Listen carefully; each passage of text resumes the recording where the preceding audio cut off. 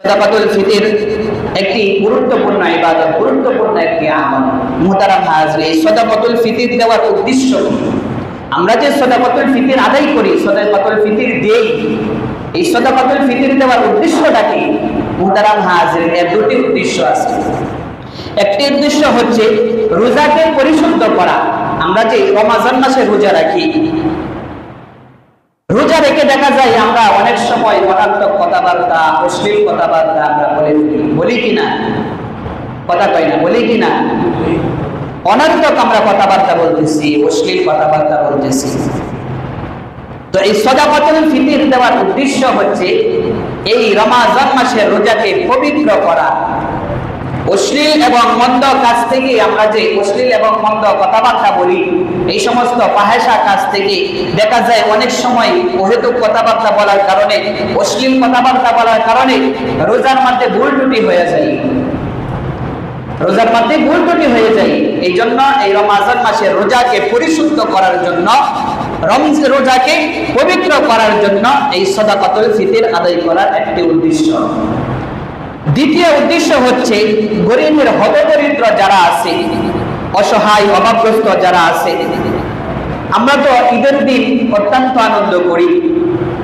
আমাদের খুশির দিন হচ্ছে দুটি দিন, ঈদুল ফিতর এবং ঈদুল আজহা। এই দুইটা দিনে আমাদের হচ্ছে আনন্দের দিন।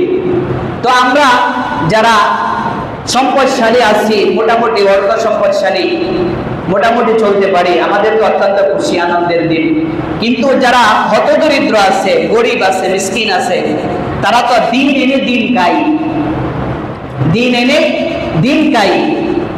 তো এই অভাবগ্রস্ত হতদরিদ্রদেরকে যেন এই ঈদের দিনে মানুষের কাছে যেন হাত পেতে না হয়, তাদের প্রয়োজনটা যেন পূরণ করতে পারে, এই জন্য এই সাদাকাতুল ফিতর আদায় করার একটি উদ্দেশ্য।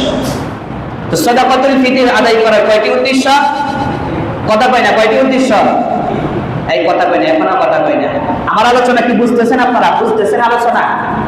এই কথা কয় না, কথা কি বোঝা যায় আমার? কথা বলেন না কেন? কথা না বললে তো মনে হয় গুরুস্থানে বয়ান করতেছি। গুরুস্থানে মানুষ মরা মানুষ যেরকম কথা বলতে পারে না, আপনারা দেখা যায় কথা বলতে পারেন না। জবাব দিবেন, তাহলে বোঝা যাবে যে আপনারা আলোচনা বুঝতেছেন।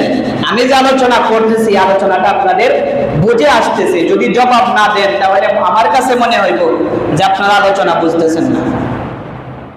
তো সাদাকাতুল ফিতর আদায় করার কয়টি উদ্দেশ্য?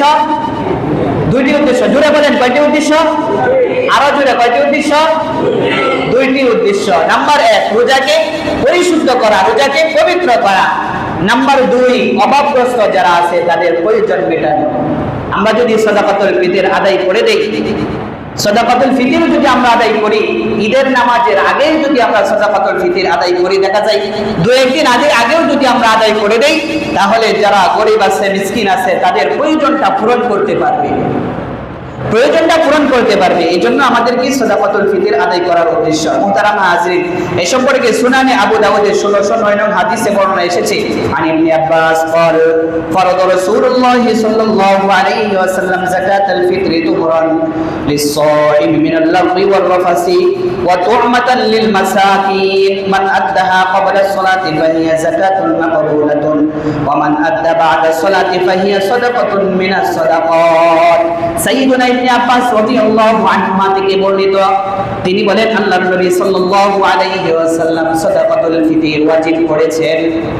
কেন ওয়াজিব করেছেন? কারণ অশ্লীল এবং বেহুদা কাজ হতে যেন রমজানের সওয়াবকে পবিত্র করতে পারে এবং মিসকিনদের যেন খাদ্যের ব্যবস্থা হয়। এই জন্য নবী সাল্লাল্লাহু আলাইহি ওয়াসাল্লাম সাদাকাতুল ফিতরকে ওয়াজিব করেছেন। যে ব্যক্তি সাদাকাতুল ফিতর ঈদের নামাজের আগে আদায় করে দিবে, তা কবুল সদকা হিসেবে গণ্য হবে। আর যে ব্যক্তি ঈদের নামাজের পরে আদায় করবে, তা সাধারণ দান হিসেবে গণ্য গণ্য হবে।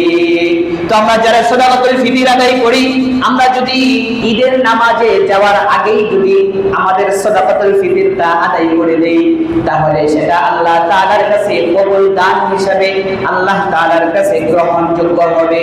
আর যদি আমরা ঈদের নামাজে যাওয়ার আগেই যদি আমরা সাদাকাতুল ফিতর আদায় না করি, যদি ঈদের নামাজের পরে আমরা সাদাকাতুল ফিতর আদায় করি, তাহলে অন্যান্য সময় আমরা যেভাবে দান খয়রাত করে থাকি, সাধারণ দান খয়রাত করে থাকি, ওই সমস্ত সাধারণ দান হিসাবে গণ্য হবে।